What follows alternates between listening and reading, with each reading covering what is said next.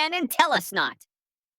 Your trusty presenter, Henry Snotson, is once again for you to deliver you the latest news from Snot League. The final whistle has blown, and we've got it. The group stage is officially over. We now have our 8 lucky contenders who will battle for the grand trophy. Let's dive right into the action and see what went down on our beloved Blood Bowl pitches. First up are our undefeated rock stars, who absolutely steamrolled the Century Centaurs. Let's break it down. The match started with an Ungor botching a kick so badly that the ball flew out of bounds and was handed directly to a Saurus. And as we all know, that never ends well for the opposition. The Relic Slans wasted no time activating their favorite strategy, violence, and plowed through the Centaur line. But Bestigors are no strangers to brutality, so they returned the favor. But the sheer force of the Saurus line was too much to handle. Not to mention the ridiculous number of skills the lizards had racked up. We warned you, but did anyone listen? No. By the end of the first half, the exhausted Ungors could only watch as the lizardmen carried the ball in for a 1-0 lead. Due to some serious brawling, the ref lost track of time and decided to add a little extra to the first half. It could have been a gift for the Centaurs if they had managed to pick up the ball. In the second half, the Centaurs still hadn't mastered the art of picking up the ball. Was it the nerves, the pressure? They needed a draw at least to have a shot at advancing. But just as one poor Ungor finally managed to get a grip on the ball, in jumped Kurt Cobain, smashing it right out of his hands and probably knocking out a few teeth in the process. At this point, the ball was so slick with blood that both teams had trouble holding onto it. But in the chaos, Janis Joplin secured a second touchdown for the Rockstars, crushing any remaining hope for the Centaurs. After the restart, no one thought to swap out or even wipe down the blood-soaked ball. So the remainder of the match featured both teams hilariously fumbling around as the ball slipped from their hands like a bar of wet soap.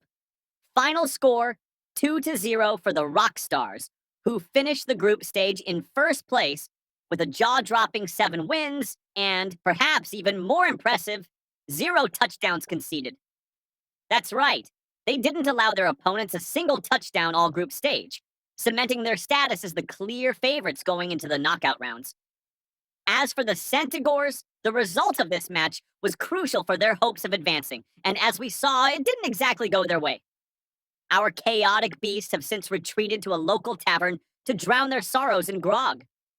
All because of Plobs, who forfeited their final match, allowing Kamikazen to leapfrog them at the last second. Our demonic samurais, shocked by this sudden twist of fate, have sheathed their ceremonial seppuku swords and are back to training. And now, the long-awaited clash between two teams that couldn't be more different, FC Avalorna versus Black Potatoes. Elves versus dwarves, finesse versus brute strength.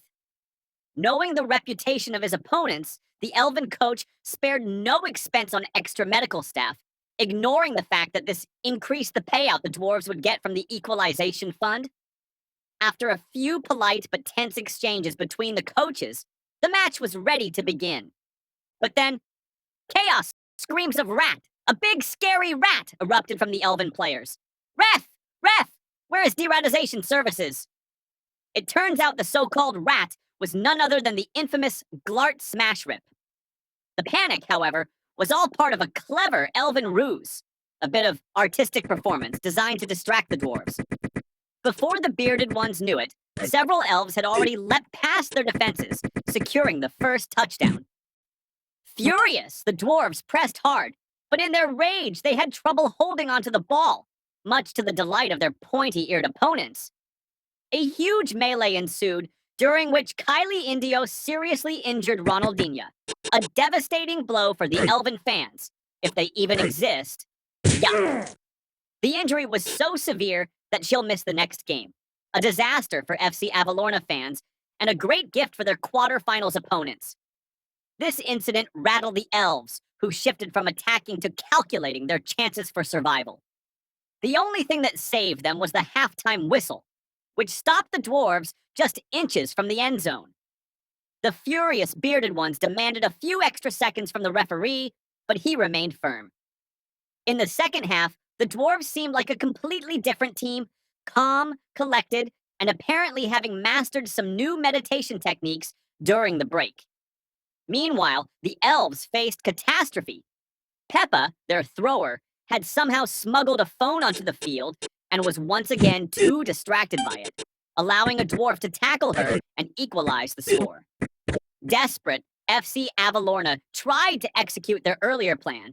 After confiscating Pipa's contraband device, of course, the fate of the match rested in the hands of Lionella Mercy, who promptly tripped over Glart's tail and in a reflex passed the ball straight into the hands of a very surprised dwarf.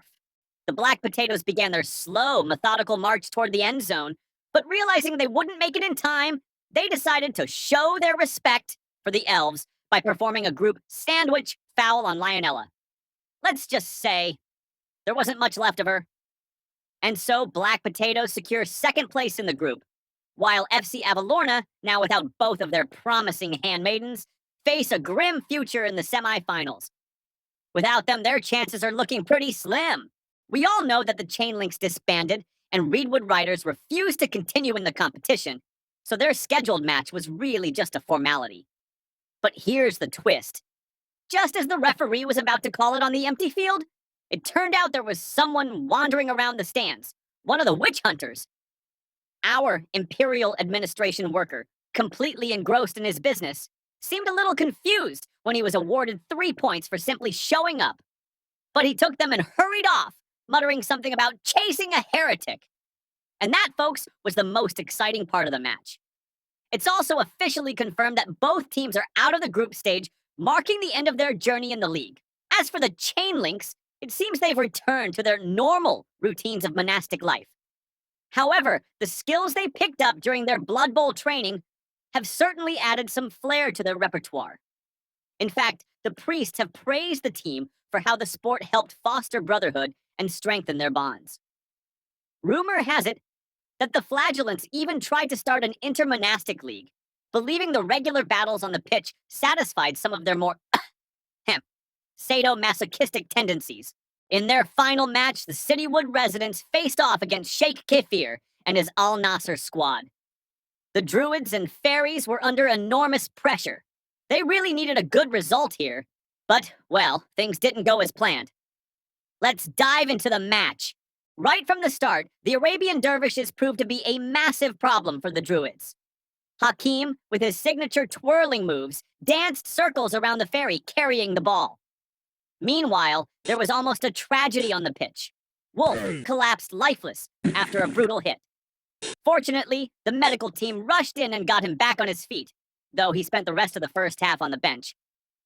This brief moment of distraction allowed the Arabs to spark a fierce battle for the ball, ending with a touchdown after Hakim sent the fairy flying into the stands. The restart didn't go any better for Citywood residents.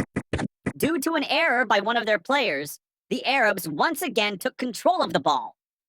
To make matters worse, several fairies began to show suspicious stab wounds. Coincidence? I think not. As we entered the second half with a 2-0 lead for Al Nasser, the only hope for the Druids was that their opponents were playing with a reduced roster. Sheikh Kefir, however, had a different plan.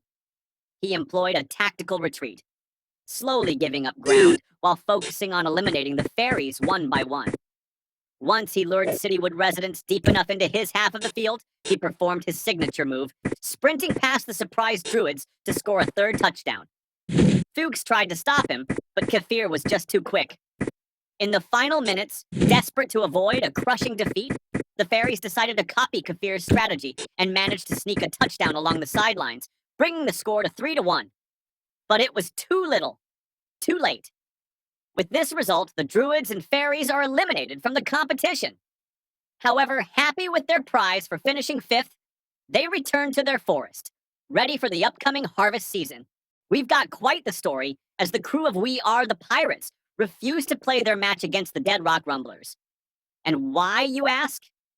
Well, it all comes down to a matter of pirate pride and some unmet expectations. The pirates were ready for a clash with what they thought would be a team of full-blooded orcs, green-skinned, tusked brutes they could boast about defeating. But when they arrived, they found themselves facing half-orcs instead. The disappointment was palpable. The pirate captain, clearly unimpressed, reportedly grumbled, "Half-orcs? We came here for the real deal, not half measures." For the pirates, it wasn't about fear. No, it was about the story. Facing half-orcs wouldn't make for the kind of epic tale they could spin in taverns later. "If we're risking our necks, it should be for something worth telling," the crew muttered. So they made the decision. No game. They turned their ship around and sailed off, leaving the Rumblers confused on the pitch. The pirates might be back, but next time they'll be looking for a full-blooded challenge. And with that, the Dead Rock Rumblers took the win by default, while the Elf Pirates sail away to Negarin to reunite with their Black Ark.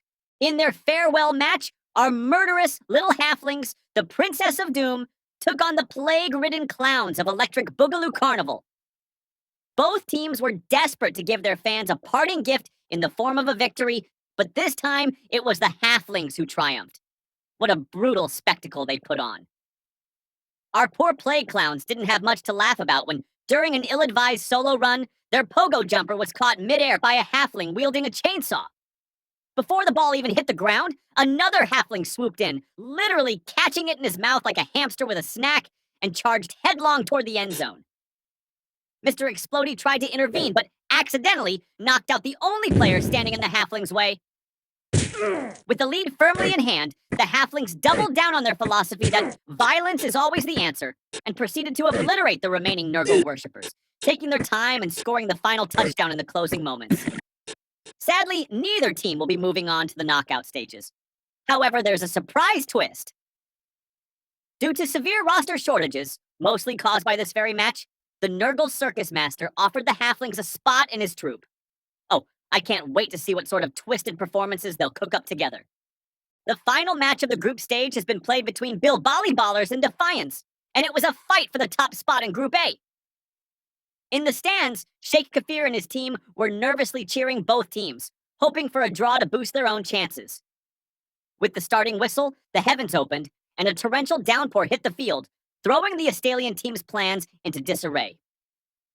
The Treemen and Dryads, on the other hand, seemed absolutely invigorated by the rain.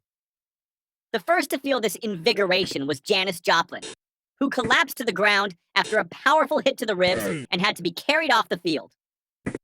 But Joseph Moranian's team quickly took revenge by eliminating Mr. Capitco and pushing forward through the mud-soaked pitch.